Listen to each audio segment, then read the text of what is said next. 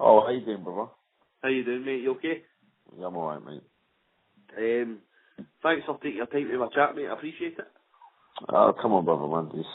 It's people like you who are the supporters of boxing that will write about this thing and send things out that make the sport that I so love live. I appreciate that, mate. What was your take on last night's fight then? My take on last night's fight. Remember, I had Kell books for this. So, and after 3 rounds, I thought, my goodness gracious, my prediction is going to come right. I see a lot of flaws in Golovkin, and I knew somebody of Kell Brook's capabilities and skill could exploit that. But unfortunately, Kell's not a middleweight. I'm not making excuses for him because nobody went for Kell Brook. I believe that I was the only one that stood on a platform, and I'm on a very, very large platform.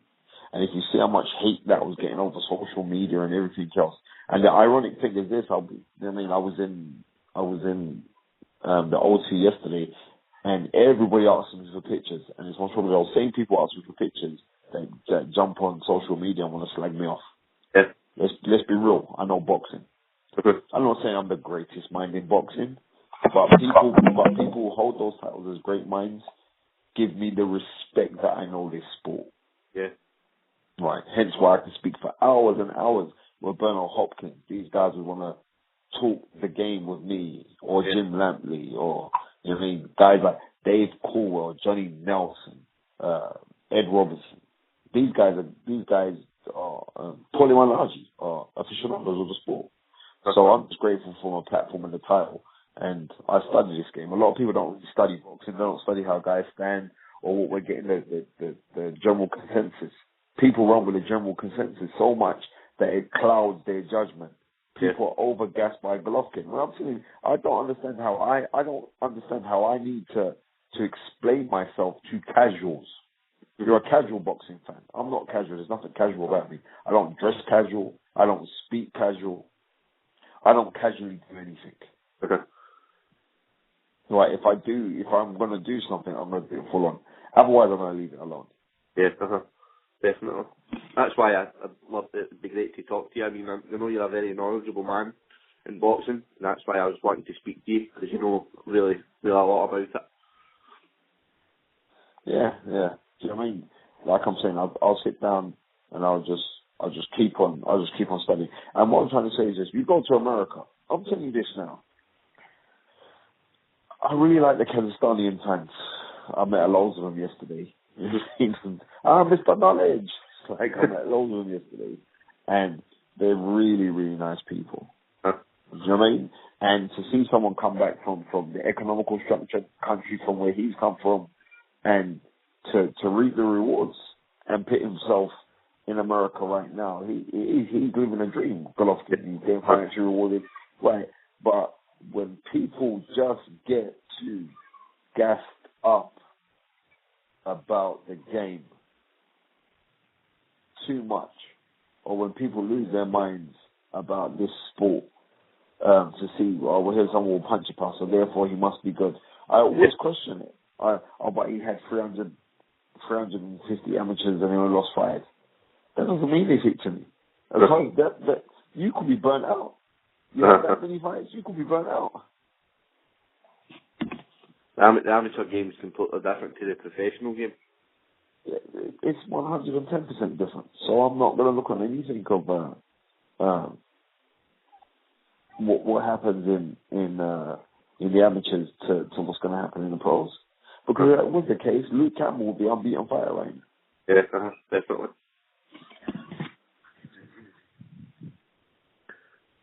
So I'm not, like I said, I'm not gassing by anything. So you're not getting me with those tricks, mate. Where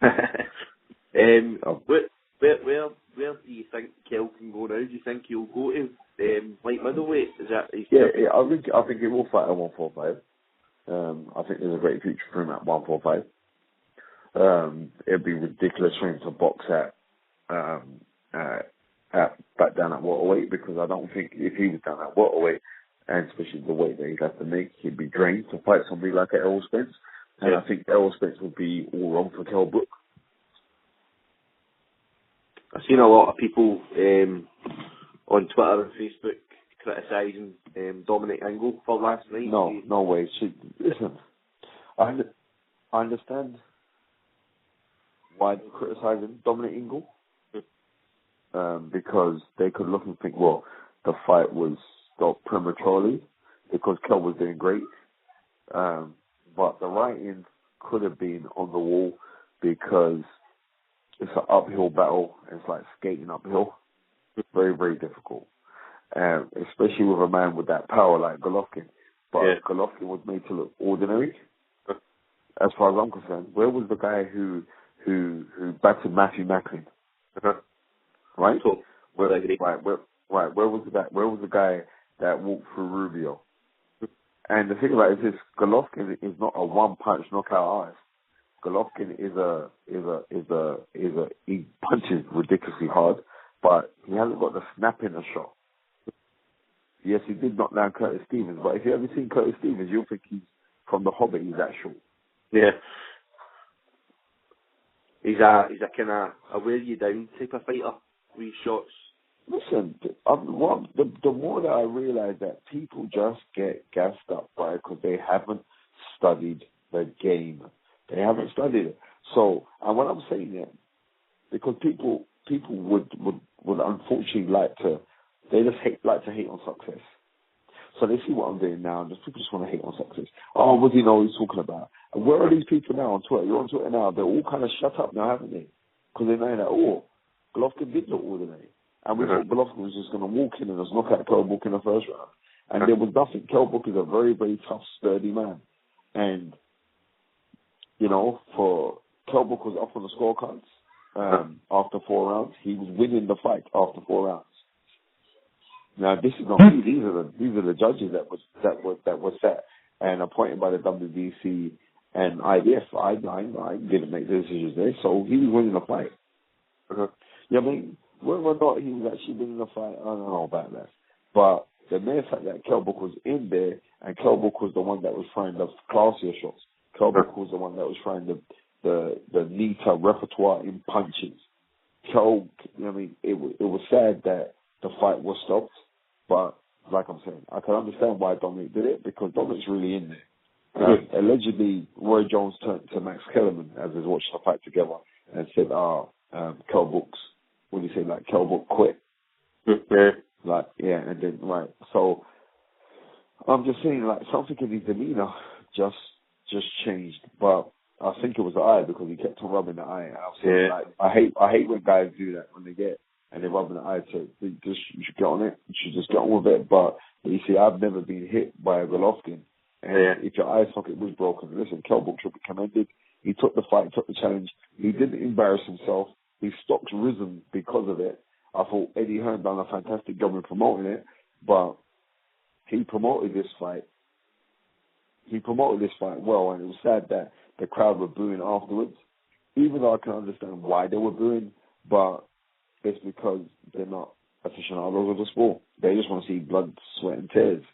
And the reason why this fight sold is because it was Car Crush TV, because we the sport that, not we, but the public thought that it was like a public hanging. So therefore, let's go anyway. And the thing that I found very disgusting was the fact that Kell Brook is actually British, and regardless that you don't think he's going to win, you should be behind him that much that your will can impregnate his spirit to raise him that little bit more. And that's the truth, because we're living, like I'm saying, social media right now is like people just get off on waking up in the morning and not saying anything nice about anybody. Because their life's so shit. It's sometimes when these big fights come about, it's as if they know everything about, and then as soon as it backfires, you don't hear anything from anybody. I'm saying, where are these guys that was dragging him off and saying, I don't know about boxing after Kell Brook performed the way he did? Where are they? Where are they? You know what I mean? I was joking when I said Golovkin's a plodder. But I want to say Golovkin's allowed to do the things that he can do against fighters who haven't got extra boxes in their repertoire, or guys who lack imagination. Then Golovkin could be a monster. But I'm telling you this now, Lara would have beaten the Golovkin of last night. Canelo, I've always said Canelo will give him a run. And this was after the Marty Murray fight, and people saying, what are you talking about? He destroyed Marty Murray. Listen to me. There's little things that I see in fights that gives me an indication what would happen if somebody got in the ring with you. Because I'm not just looking at, all right, so I hit you and you went over. I'm looking at the little tiny things, little subtle things. How you move your head, how you position yourself to throw your shots. Yeah. And Golovkin doesn't throw textbook educated punches. Right, and that's the truth. Right? He seemed to come forward a lot last night with no head movement as well. Wait there. He's come forward a lot, loads of times without head movement. But maybe he underestimated the power of Kell Brook and thought, oh, well. And I'm telling you, Golovkin, you know what I know? Because if Golovkin was real, Golovkin would have said, no, you know what, this wasn't really a good performance by me. Right? Right. Fighters know. But Golovkin was happy to think like, you know, he gave a good performance. He was looking at the accounts that he was looking like, this was a great performance by me. Not realizing that this is only Kell Brook, a 147 fighter. Do you understand? Yeah. Right, a 147 fighter that backed you up and also hurt you. And you can't tell me that you didn't get hurt in the second round because you saw your legs. He said in the interview afterwards that he wasn't hurt, but I think he was. Listen to me. What, you really think he's going to turn around and say, oh yeah, Kell Brook hurt me? Do you think that he's going to say, oh yeah, by the way, he hurt me? No, he's not. But we know, you saw the fight, you don't think he was hurt? I think he was, aye. Thank you. So, you're not fooling me. So, I mean, you're really not fooling me. Final question, Spencer. What's your take on Chris Eubank Jr. calling out Golovkin now? No, but why are we saying calling him out now? Chris Eubank Jr. was calling him out from day dot. In fact, Kell Brook got the fight with Golovkin off of the back of Chris Eubank Jr. Calling him out and having negotiations for this fight to happen. And what I'm saying, I'm just saying, listen to me. If I say a fight is going to give somebody a run, know what I'm talking about. I studied this game. I studied this game since I've been properly studied boxing since about 5 years old. Now, Chris Eubank Jr., if not giving him a run, will most probably beat Golovkin. That Golovkin yesterday was terrible. And the only reason why he was terrible because Kell Brook made him look terrible. I don't want to hear nothing about him being ill. I don't want to hear nothing about jet lag, any of that nonsense. No, I'm telling you now, Golovkin is very, very beatable. And someone like Chris Eubank Jr., as I said, will give him a run. But right now, I know for a fact that Lara, it is Landed Lara, would beat Golovkin. And that's that. Chris Eubank Jr. versus Golovkin, I'm telling you, that's the mere goal of the fact that he wants to go in there. Kell Brook's on middleweight. And Jason Matthews was on hashtag told on Wednesday with us, and he said the problem in this fight is that Kell Brook doesn't have core strength. What we do know is that Chris Eubank Jr. does have core strength. Right. And he does have the core strength for a middleweight. He's a very strong man. He's not a concussive puncher, but he's very strong. And looking at it, and he's elusive at times. If he was to put hands and throw hands, because he'd go after Golovkin. And like I'm saying to you, like, that's the right thing to do. Because he called out Golovkin to bring Golovkin to the British public attention. Proper attention. And as he did it, he made Golovkin a bigger name because it was like, well, we're going to make this fight. And it was through negotiations and lack of negotiation skills to the fact of his father, right, where the fight fell through. But it's only because his dad's making his fighter be aware of certain things of intellectual property rights pertaining to himself for going into a fight of this magnitude and saying, right, we should be rewarded for this. But, you know, when you're dealing with a massive enterprise and an institution like Sky need deadlines. They need things to be sorted, so they're not going to wait on you. This is the fact. This is not the Chris Eubank show when you had things on lock in the 90s, and that's why it fell through. But like I'm saying, Chris Eubank Jr. got a hell of a chance against Golovkin because you know what? Kell Brook has just shown us that Golovkin's not invincible. Yeah, thanks very much for your time, Spencer. I appreciate that, sir. No, man, just keep doing what you're doing. Keep on talking boxing. Keep on spreading the love. And remember, we're all the same people. And the only way we can show this that we are the same people is by spreading love. And love is an energy. And love and energies never die. All right?